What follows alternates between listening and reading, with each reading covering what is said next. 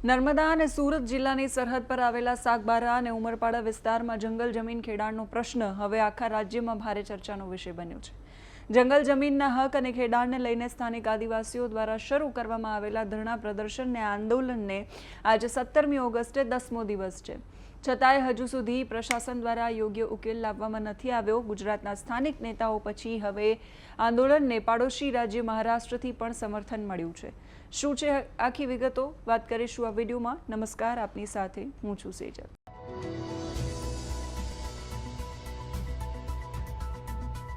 એક તરફ ઉમરપાડાના આદિવાસી ખેડૂતો છે કે જે રેલી કાઢી રહ્યા છે, જે પોતાની જમીન પર સાગબારાના ખેડૂતોને ખેતી નહીં કરવા દે, જે વર્ષોથી ખેતી કરી રહ્યા છે એવો સાગબારાના ખેડૂતો દાવો કરે છે।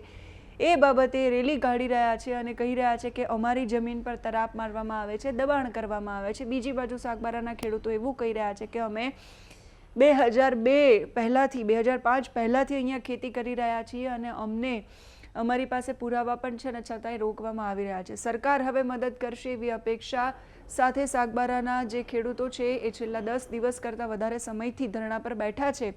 હવે ગુજરાતના સ્થાનિક નેતાઓએ મદદ કરી છે, એ સિવાય આંદોલનને પાડોશી રાજ્ય મહારાષ્ટ્રથી સમર્થન મળ્યું છે। મહારાષ્ટ્રના અક્કલકુવા વિધાનસભાના ધારાસભ્ય અમશા પાડવી સાગબારામાં આંદોલનકારી ખેડૂતોની મુલાકાતે પહોંચ્યા હતા। એમણે સંપૂર્ણ સહકાર અને સંપૂર્ણ સમર્થનની ખાતરી આપી હતી। એમણે એવું પણ કહ્યું કે હું મહારાષ્ટ્ર કે ગુજરાતનો નહીં પણ પહેલાં આદિવાસી સમાજનો ભાઈ છું। આ ધરણા પર બેઠેલા ખેડૂતો અમારા સમાજના આદિવાસી ભાઈઓ છે। વર્ષ 2002થી આ ખેડૂતો આ જમીન ખેડીને પોતાનું ગુજરાન ચલાવે છે, એટલે જમીન ખેડાણનો કાયદેસર હક એમને મળવો જોઈએ।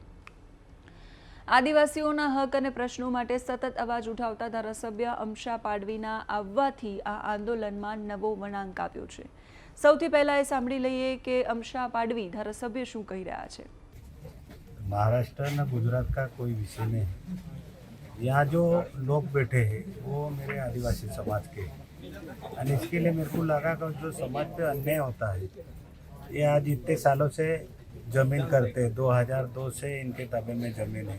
आज जो विषय लेके उठे हैं कि भाई ये ज़मीन इनकी नहीं, आदिवासी में जो भानगढ़ लगाई है, तो मेरी तो एक पहले ये विनती रहेगी कि भाई ये ज़मीन अपनी है।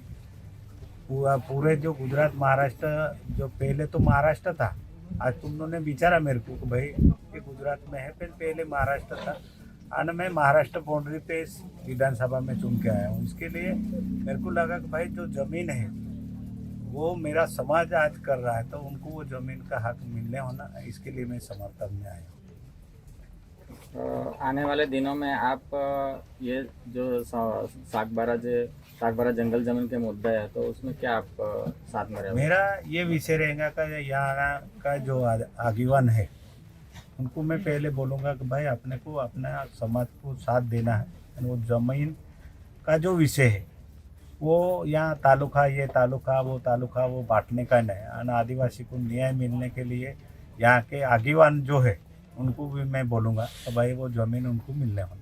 તો જંગલ જમીનના મુદ્દે શાસક અને વિપક્ષના નેતાઓ સામસામે આવી જતા રાજકીય ગરમાવો પણ થયો। છેલ્લા 10 દિવસથી આંદોલન ચાલુ છે। પ્રશાસન દ્વારા કોઈ નિરાકરણ છે લાવવામાં નથી આવી રહ્યું। આદિવાસીઓ અને ખેડૂતોમાં ભારે રોષ છે। આગામી દિવસોમાં ધરણા પ્રદર્શન વધારે ઉગ્ર આંદોલનમાં ફેરવાય એવા એંધાણ દેખાઈ રહ્યા છે, કેમ કે એવું કહેવાઈ રહ્યું છે કે સરકાર 15-17 તારીખ આસપાસ આનો નિવેડો લાવશે। એટલે આવતા 2-3 દિવસોમાં જો આ ઘટનાક્રમમાં કોઈ નિવેડો ન આવે તો બની શકે કે આ આંદોલન છે વધારે ઉગ્ર બને। સૌથી મોટો સવાલ એ થાય કે શું જંગલની જમીન માટેની આ જંગ હવે આદિવાસીઓ વિરુદ્ધ આદિવાસીઓ અને રાજકીય જંગ બની છે। બે જિલ્લાનું રાજકારણ અને શાસક પક્ષના નેતાઓની પોતાની જ સરકાર સામેની અસહાયતા ક્યાંક ને ક્યાંક વહીવટી પ્રશાસન અને રાજકીય દબાણ તરફ ઇશારો કરી રહી છે। સરકારને રજૂઆત કરવામાં આવી છે। હવે સરકાર આ વિવાદનો ઉકેલ ક્યારે અને કેવો લાવે છે એના પર સૌ કોઈની નજર છે।